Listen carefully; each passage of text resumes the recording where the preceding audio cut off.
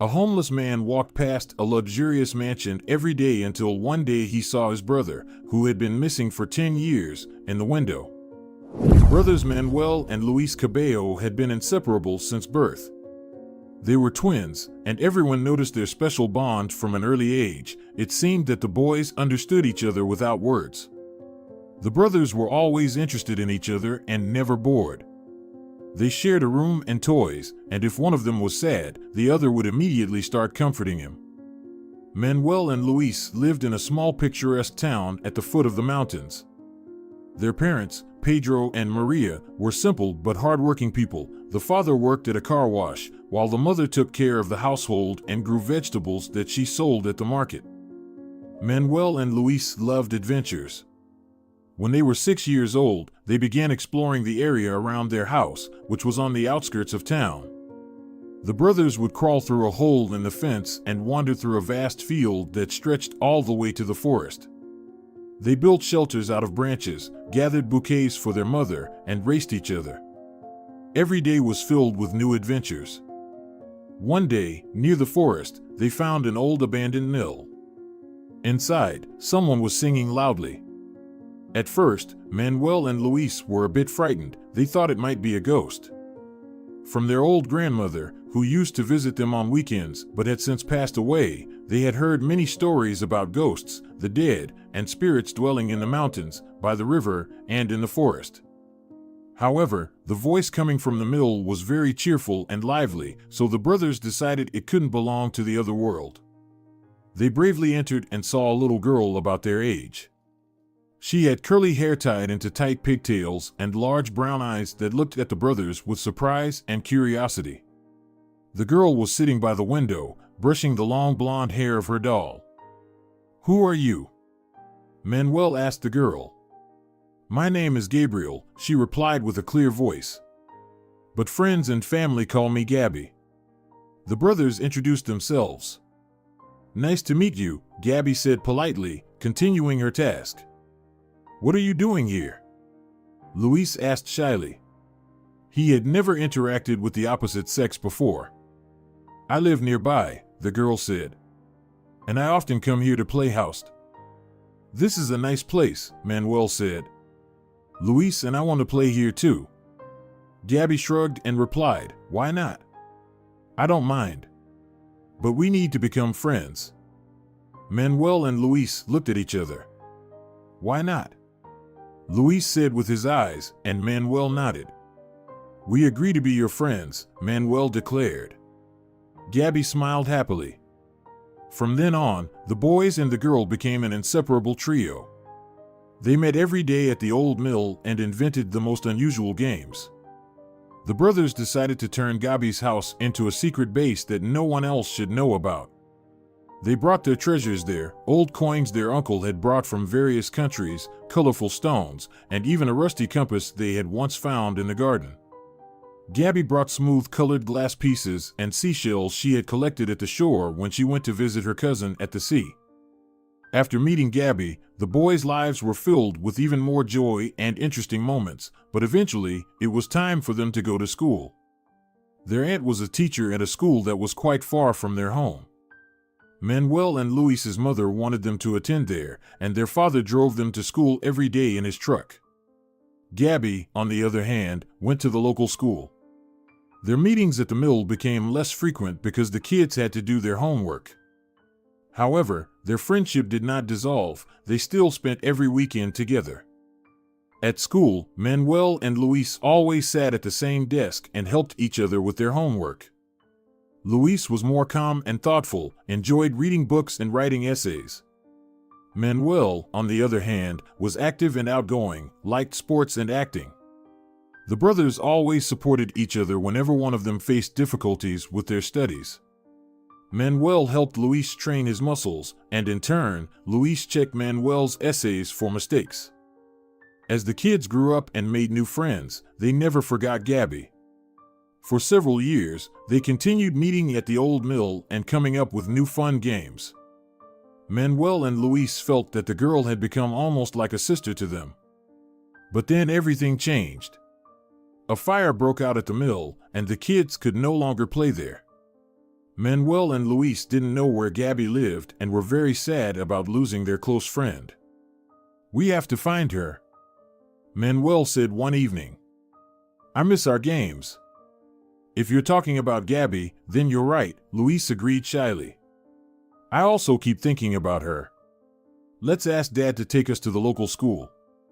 Gabby goes there. Surely, we'll find her easily." "You're a genius," Manuel exclaimed. He always suspected that Luis was smarter than him. The next day, they asked their father to take them to the local school, and he agreed. The brothers watched the window with anticipation and worry, wondering if they would be able to find Gabby. At the unfamiliar school, they quickly managed to find the girl. During recess, she was strolling near the main entrance. The brothers didn't immediately recognize her in her strict school uniform. "Is that really our Gabby?" Manuel whispered. "Yes," Luis nodded. His face was tense and even a bit frightened. "Go talk to her." "Why me?" Manuel asked in surprise. "I don't think I can talk to her," Luis confessed shyly. "Okay," his brother nodded. "I'll do it."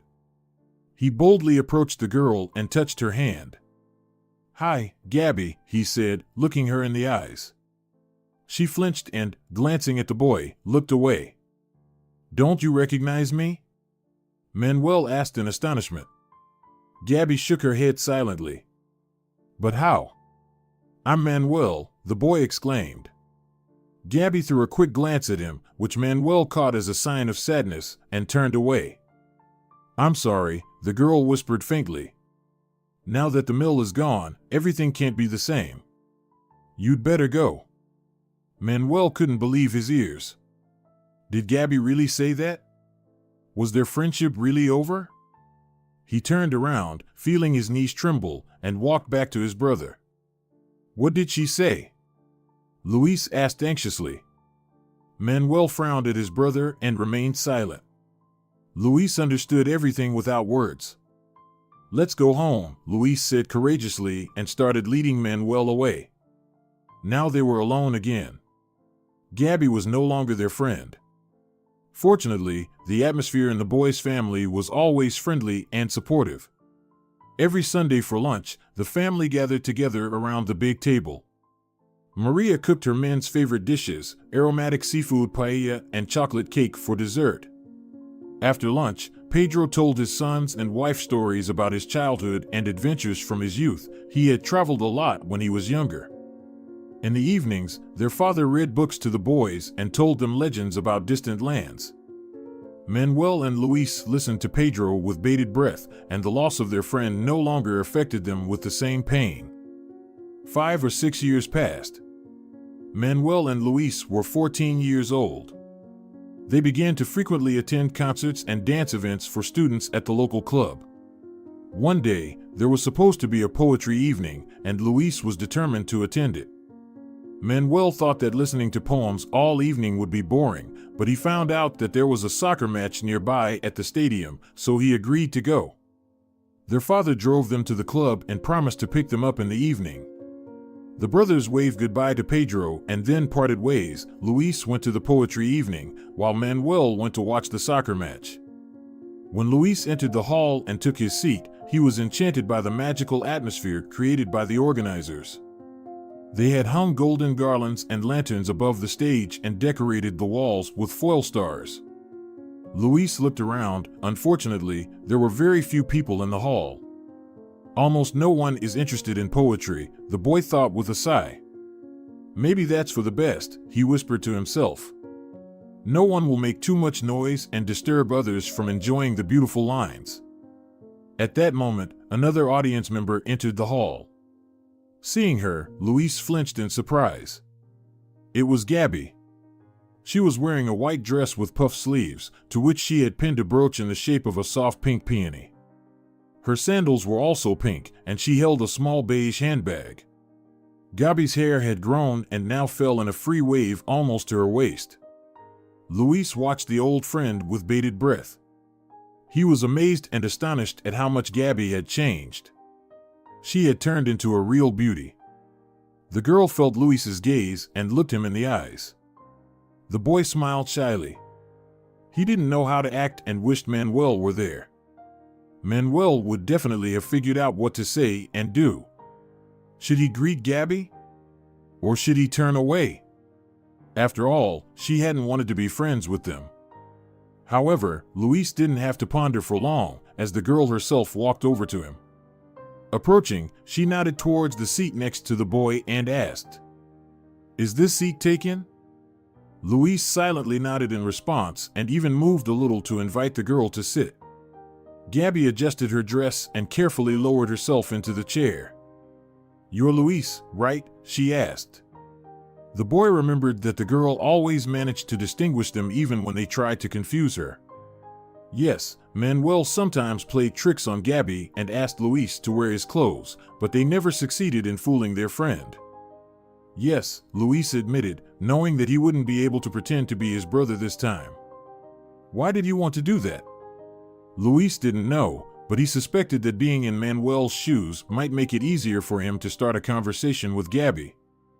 "It's good that you didn't try to deceive me," the girl said, as if reading his thoughts.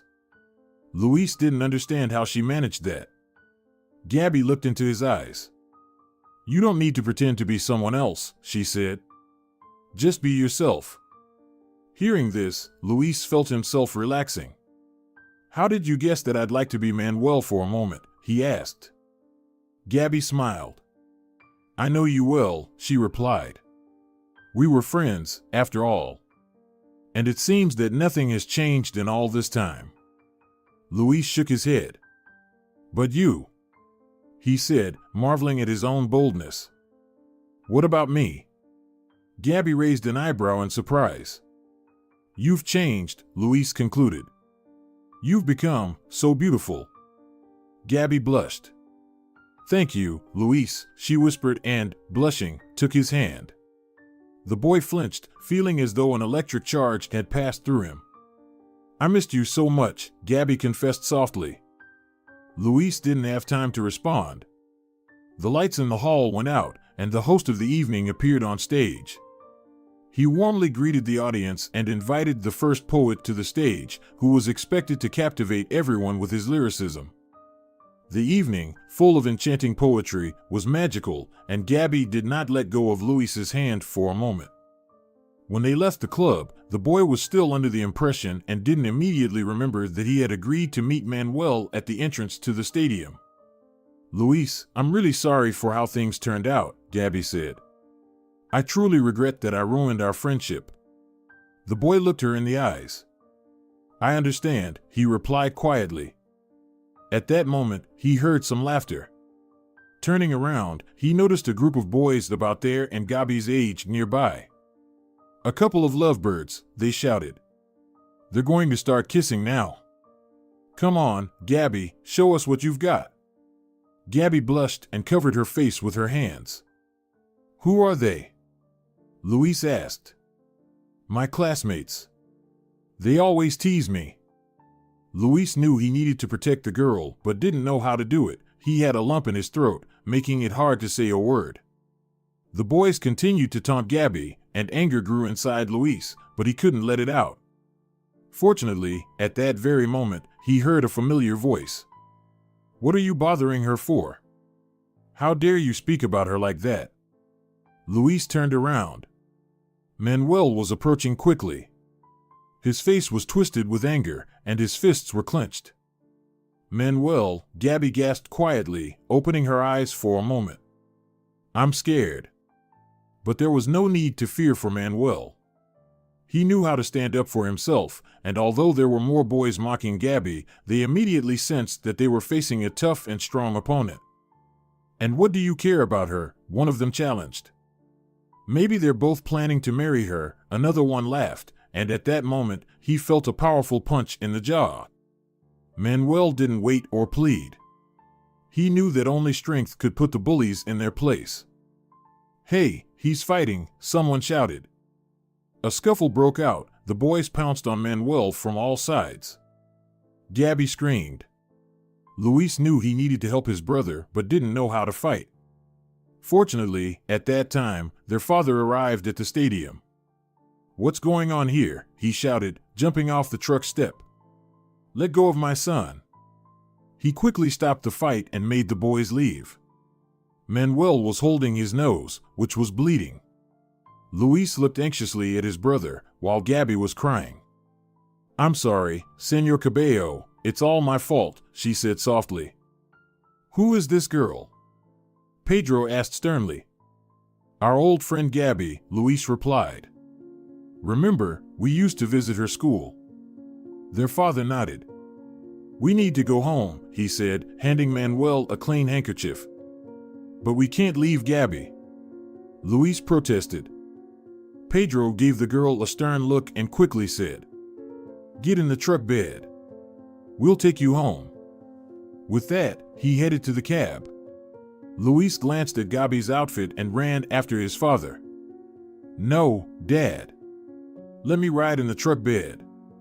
Pedro looked at his son with an evaluating gaze, then looked back at Gabby, his eyes showing disapproval. However, he didn't argue. "Do as you wish," he said simply. Pedro got into the driver's seat, with Gabby and Manuel sitting next to him, the latter pressing the handkerchief to his face. Luis climbed into the truck bed. On the way home, Gabby kept glancing at Manuel.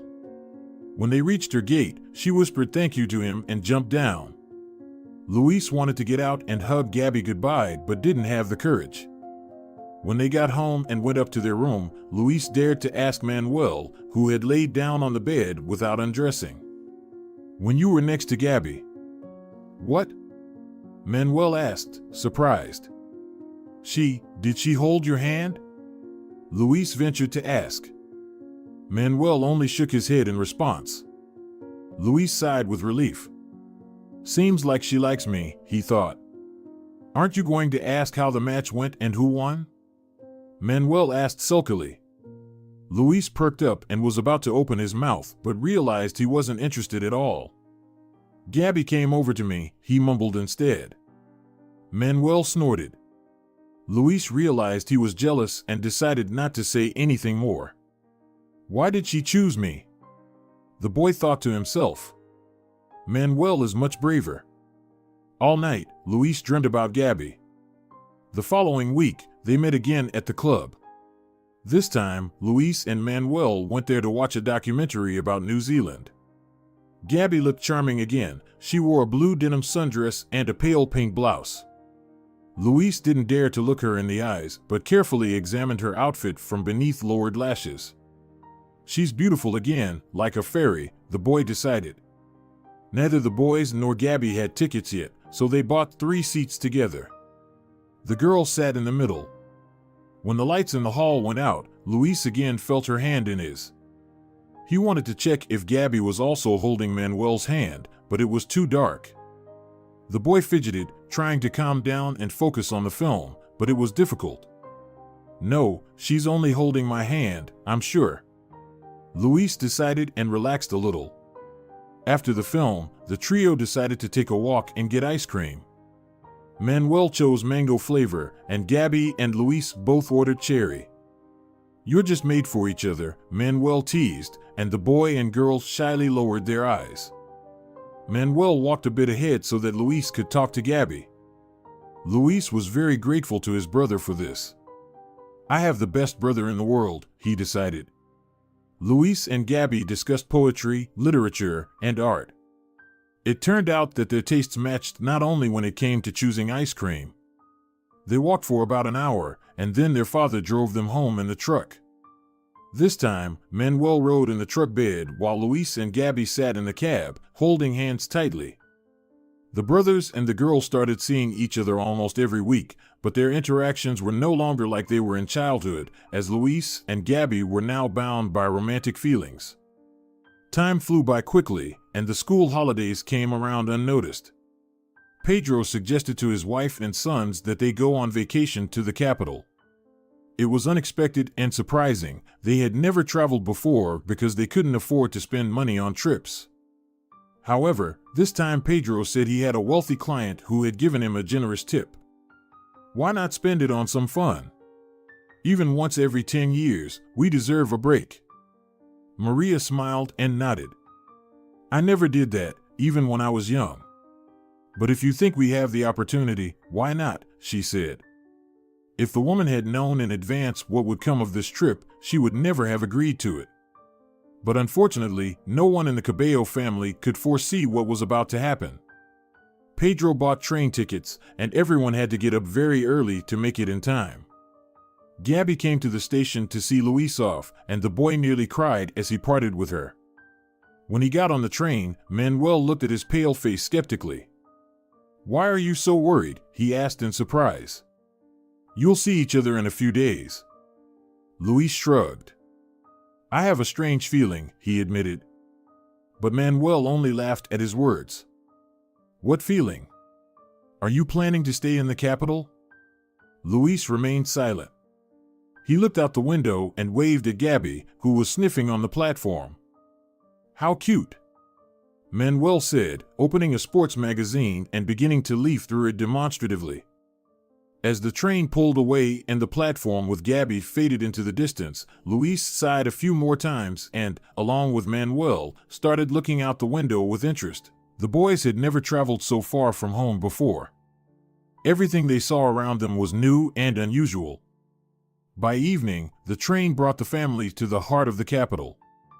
Upon arrival, they settled into a cozy hotel near the city center. First, they all went to have dinner at a cafe nearby, then walked through the nearest park and went to bed since it was very late. "We'll have a longer walk tomorrow morning," Maria reasoned. "It will be light, and we'll be able to see all the interesting things." Manuel and Luis woke up very early and quickly got ready. They couldn't wait to see the skyscrapers, beautiful streets, and bridges of the capital. "It's a completely different world here," Luis said thoughtfully. He already missed Gabby and regretted that they couldn't bring her along. Finally, the boys' parents also woke up, took a shower, and dressed. Together, they left the hotel and went for a walk along the central streets. The high-rise buildings, bright shop signs, and noisy streets amazed Manuel and Luis. The atmosphere of the capital was completely new and vastly different from the peaceful and slow life of their town. The Cabello family visited the main city park, where the guys and their father rowed a boat on the lake while Maria waited on the shore with ice cream. The next day, Pedro and Maria planned to visit museums. In the morning, the family went to the History Museum, where a guide gave a tour about ancient artifacts and significant historical events. After lunch, they visited the Science Museum. Manuel was thrilled with the interactive exhibits where you could experiment with various physical phenomena. Luis liked the planetarium more. "It's a pity Gabby isn't here," he sighed. "I could tell her about the constellations." On the third day, the family went to the theater. They chose a play about the adventures of a knight and his loyal squire. Manuel and Luis sat on the edge of their seats, engrossed in a world of adventure and heroism. After the play, the family went up to the open terrace on the roof of the theater, where they could enjoy the lights of the night city. "This city is so beautiful," Maria said, enchanted, and everyone agreed with her. "I don't even want to leave here," Pedro confessed. "I can't wait to see Gabby," Luis sighed. "I can't hear about her anymore." Manuel laughed. They stood there for a while longer, looking at the dark sky and the golden shining points of the streetlights and windows. "It's a magical view," Maria whispered. Suddenly, a small star fell from the sky, leaving a pale trail as it rolled down to the horizon. "A shooting star!" Luis exclaimed. "Let's make a wish." Each of the Cabellos pressed their hands to their chests and, closing their eyes, thought of something personal. The family didn't know that they were about to experience something terrifying very soon. The Cabellos had only one day left in the big city. In the morning, Maria said they needed to visit some local shops and buy souvenirs for family and friends. Pedro found a small antique shop where he bought an old clock for his best friend, a collector. Luis bought Gabby a drawing set and a cute magnet with a city view. Manuel said he didn't need anything and didn't want to give anything to anyone. After shopping, everyone was very tired and decided to take the metro back to the hotel. The Cabello brothers had never been on the subway before. Everything seemed very strange to them, from the wind that nearly knocked them off their feet in the passages to the almost otherworldly noise of the trains. Luis wanted to get out as soon as possible. He didn't like the subway. Manuel was curious and even took a golden token as a memento. However, he too would have preferred to be above ground. An obscure anxiety had seized his mind, and he didn't know how to shake the feeling. Maria also looked very pale. "I don't feel well here," she admitted. "We should have taken a taxi," Pedro replied, looking at Maria with concern. They boarded the train, hoping that their underground journey would soon end. However, their hopes were in vain. At some point, a strange smell emerged from somewhere, and the train was jolted by a sudden explosion. Smoke filled every available space. People were coughing and pushing, trying to squeeze their way out. Heart-wrenching screams and moans filled the air. When the explosion occurred, Manuel lost consciousness for a moment from the strong jolt, and when he opened his eyes, his family was no longer nearby. The boy tried to wipe his tear-filled eyes, but nothing helped. For a moment, he even feared he was blind, but it was the thick smoke that made people feel like blind kittens. Many tried to find their loved ones, wandering back and forth through the car and bumping into lifeless bodies. Manuel called out for Luis and his parents, but it was all in vain. They seemed to have vanished without a trace. The boy despaired. He thought it was just a bad dream that had come to him just before dawn. If he only opened his eyes, he would see Luis peacefully sleeping in the next bed. But no matter how much Manuel pinched his arm, the nightmare didn't end, only becoming more real. Eventually, the boy realized that there was no other reality left for him. All he now knew was that he had survived a terrible disaster, and his loved ones were missing. He was growing weaker from the lack of air, choking on smoke and unable to think clearly. The only thing he wanted was to lie down on the floor and forget. He didn't want to live in a world where he was the only one left from his family. At the same time, a thought kept flickering at the edge of his consciousness that Luis and his parents might also be looking for him. He had to get out. Manuel mustered his last strength and tried to find the way out of the car. He managed to do so. Then the boy simply followed the indistinct and blurred silhouettes of unfamiliar people. Thus, he found himself on the street, where the noise was unbearable. Cars were honking, sirens were wailing, and people were shouting. Manuel covered his ears with his hands and looked around for his family.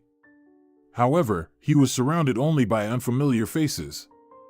Manuel wanted to howl, but he gritted his teeth with all his might.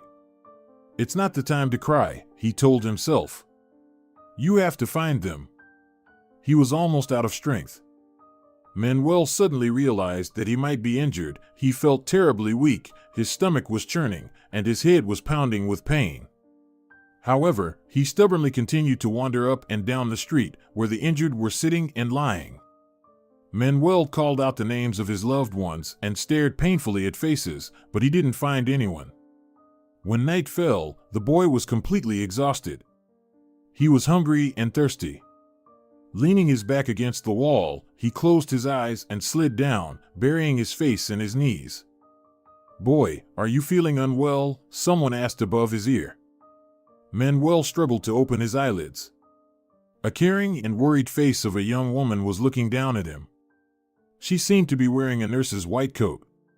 Manuel barely nodded, realizing that his tongue wasn't working, his mouth was completely dry. "You need help," the woman said and turned away from Manuel for a moment to call someone. "Please don't leave," the boy silently pleaded. "Please don't leave me alone." He didn't see that two strong men with stretchers were already hurrying towards him. They placed their load on the ground and carried the boy together. As soon as Manuel's head touched the stretcher, he immediately lost consciousness. He woke up in a hospital with white walls and a ceiling. Somewhere nearby, machines beeped. A nurse in a white coat was sorting through medications on a table. "Am I injured?" Manuel asked in a hoarse voice. The nurse turned to him and smiled, looking at the boy with friendly eyes. "No, dear," she replied. "But you're severely exhausted and under stress. So, you'll need to stay here for a few days. Manuel tried to get up. But my parents and brother are waiting for me. We're supposed to leave for home tomorrow. Now the nurse's gaze was filled with pity. I'm sorry, but you've been here for a few days already, and no one has been looking for you. I'm very sorry. The nurse's words hit Manuel like a hammer. The boy slumped back onto the pillow. So, they didn't survive, he thought bitterly. His family, his mom, dad, and Luis, had died. Manuel closed his eyes, wishing only to fall asleep quickly to forget what had happened, even if just for a while. A few more days passed. No one came to see Manuel. The boy was getting better every day. He often stood by the window, looking at the gray skyscrapers, and cursed the day he had agreed to go to the capital. Everything that had happened before this white hospital now seemed like a dream. When Manuel had fully recovered, people in uniform came and, without telling him anything about his family, took the boy to an orphanage. He understood that they didn't want to traumatize him, but the silence was even worse. In the orphanage, Manuel couldn't sleep. He found it impossible to settle down due to worry and frustration. The only thing the boy could think about was his escape plan. Manuel was determined to escape from the orphanage and return home. I can live on my own, he thought. Besides, I need to find Gabby and tell her everything. She must be very worried about Luis. It took several months for Manuel to execute his plan. He escaped when a truck with supplies drove into the orphanage grounds. The boy hid in the truck bed and managed to leave the orphanage unnoticed. As he sat behind the empty crates, he remembered his father's truck. Tears silently streamed down the boy's cheeks, but he didn't notice them. Manuel wandered through cities without money for a long time until he finally returned to his hometown. However, he was met with disappointment. Relatives had sold their house, believing that the entire Cabello family had died in a subway explosion. The boy could do nothing. His uncle and aunt offered him to live with them, but Manuel was too proud.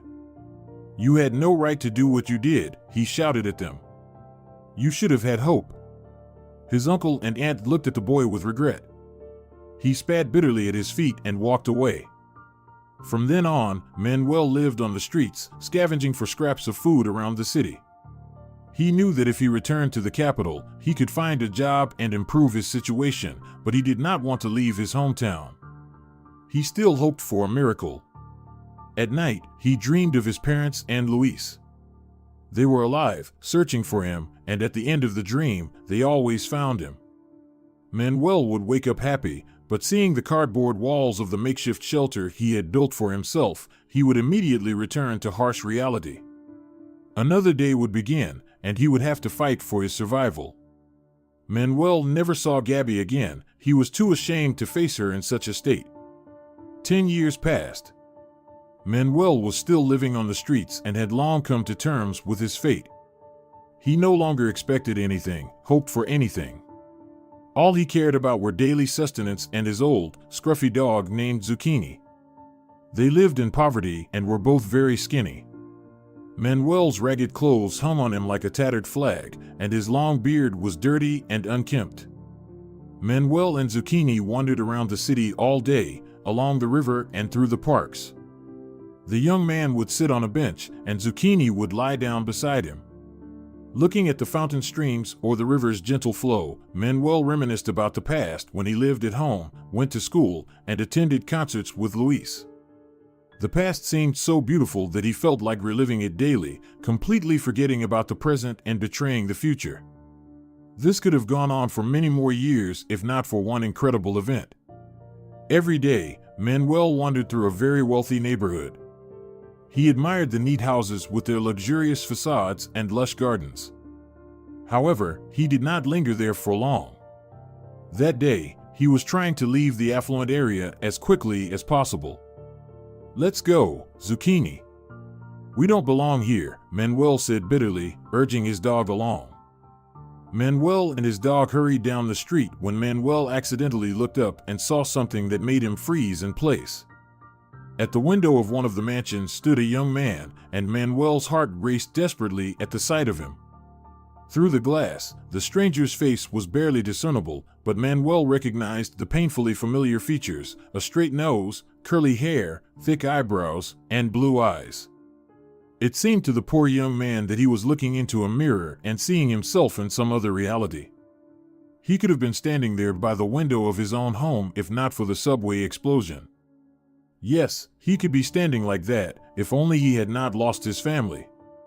Manuel stared at the young man at the window, and then a very simple thought hit him. "No, that's not me," he whispered quietly. "That's Luis." As he uttered these words, Manuel felt the icy shell around his heart crack, and hot tears flowed from his eyes. Zucchini looked at his owner in surprise. He had never seen him like this. Manuel squatted down and began to pet the dog. "Luis. It's him. He's alive. Zucchini, can you imagine? My brother is alive," Manuel cried. Then he stood up and started waving his hand with all his might at Luis. However, Manuel's brother remained motionless by the window, noticing nothing. Manuel stopped waving and scratched his head in confusion. "He won't recognize me," he thought, and then it hit him, of course. In this state. Thinking this, Manuel quickly ran down the street. Spotting the first barbershop he could find, he went inside. "Can you clean me up?" he asked, greeting the barber. The barber looked him over with a frown. "It won't be easy, but I'll do what I can," he replied. "But it won't be cheap." Manuel hesitated. "I don't have any money," he admitted, and added with a pleading voice, "but I can work for you. Please, help me. I just found my missing brother, and now I have a reason and desire to live again." The barber hesitated a bit. "Okay," he finally nodded. "For 2 weeks, you'll clean the shop, take out the trash, and help me clean the tools. But first, you need to get cleaned up. And let your dog wait somewhere far from the shop." Manuel promised to do everything the barber said. The barber gave him the address of a public shower and some money, and Manuel hurried there to clean himself up. He then returned and allowed the barber to shave and cut his hair. It took at least 2.5 hours. When the barber finished, he nodded in satisfaction. "You look 30 years younger," he said, but Manuel could see it himself. He was happy with the change, but his ragged clothes horrified him. "I need to get some decent clothes," he decided. He left the barber's shop, promising to return the next day to start working off his debt. "I hope you won't deceive me," the barber said before he left. Manuel had no choice but to nod. Outside, he looked around, confused, not knowing where to go next. Suddenly, someone called him from behind. Manuel turned around and could not believe his eyes. It was Gabby. He immediately recognized her curly hair and warm brown eyes. She was wearing a green polka-dotted dress and high heels. "Manuel, is it really you?" the girl asked, tears in her voice. Manuel wanted to sink into the ground when he remembered his ragged clothes. He was embarrassed in front of an old friend. "Where have you been all this time?" Gabby asked, as if 10 years had not passed. "Gabby," Manuel began, clearing his throat, but the girl did not let him finish. "I waited for Luis, but he never contacted me after that trip," Gabby said, and, blushing, added, "I came to your house, but there were strangers there. I still don't understand." "You?" "No, Gabby," Manuel couldn't hold back. "We didn't stay in the capital, and Luis, he never forgot you." "Really?" Gabby's face suddenly lit up as if from within. "Yes," Manuel nodded firmly. He was 100% sure of his words. Manuel knew his brother very well. "But where is he?" Gabby asked, looking around as if expecting to see Luis coming around the corner with 2 cups of cappuccino in hand. Then she turned her gaze back to Manuel and asked in surprise, "And why are you wearing these rags?" Gabby was asking too many questions, and Manuel was completely at a loss. "Gabby, I don't have time to explain. But you're right, I need proper clothes. If I get them, we'll head straight to Luis. Let's buy you something, Gabby suggested simply. Manuel felt awkward accepting this gesture from her, but he was afraid of missing his brother. What if he was just visiting the mansion? They needed to hurry. Manuel and Gabby went into the nearest men's clothing store and bought everything necessary for Manuel to change into. Now let's run, he said as they left the store. Grabbing the girl's hand, Manuel hurried up the street towards the wealthy district. He remembered the mansion where he had seen Luis through the window. Reaching the door, Manuel rang the bell. Does Luis live here? Gabby asked in surprise, but Manuel didn't have time to answer. The door opened, and an old maid appeared on the threshold. How can I help you? She asked and then gasped when she looked at Manuel. So I wasn't mistaken, the young man thought. There's a young man living in your house who looks very much like me, right? He asked. The old woman nodded, her astonished gaze fixed on Manuel. I'm his brother, Manuel admitted. We lost each other 10 years ago. I thought he was dead. Can I see him now? Gabby looked at Manuel with wide, astonished eyes, but he didn't take his eyes off the old woman. She nodded in response and allowed them to enter. Mr. Luis is in the living room, she said. I'll show you the way. Manuel followed the woman quickly, and upon entering the room, he saw his brother sitting on the sofa. Gabby followed him and gasped. Luis was sitting, leaning back against a cushion, staring straight ahead with unseeing eyes. Manuel and Gabby simultaneously realized that he was blind. Marta, who is it? The young man asked anxiously, as if he sensed that the visitors were of great significance to him. It's your brother, Mr. Luis, the maid replied quietly. The young man cried out in astonishment and jumped up from the sofa. Brother? Manuel, is that you? Manuel, tears streaming down his cheeks again, approached his brother and hugged him around the shoulders. Yes, Luis, it's me. I'm here. And I won't leave you again, he said. So you're alive? Luis exclaimed, pulling his brother closer. And I mourned for you all these years. As did I, Manuel whispered. He suddenly remembered Gabby and, pulling away from his brother, said, And I didn't come alone. Luis became anxious again. Who's with you? Mom? Dad? Are they alive? Manuel gestured for Gabby to come closer. No, there's someone else, he whispered and stepped back to the door. Gabby approached Luis and gently took his hand. She was trembling all over. Luis, it's me, she said quietly. Gabby. Luis immediately recognized her. You came. I didn't believe it. I waited for you all these years. I hoped so much for this meeting, Gabby said through her tears. Luis sighed deeply. And I've been here all this time. In my own darkness, he said bitterly. Gabby squeezed his hand tighter. You're not alone anymore, dear, she whispered. But how did you end up here? Manuel asked cautiously. In this wealthy mansion. Let's sit down, and I'll tell you everything, Luis said. They all sat on the sofa, with Manuel in a chair. I don't know if this is a rich house or not. What matters to me is that its owner always treated me like his own son. The explosion in the train car threw me against the wall, and I hit my head, losing my sight forever. Mr. Martinez, who owns this house, helped me out and thus saved my life. He tried to find your parents and you, Manuel, but he was unsuccessful. Unfortunately, Mr. Martinez died a year ago.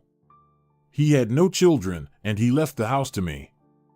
Gabby and Manuel were amazed and astonished by Luis's story.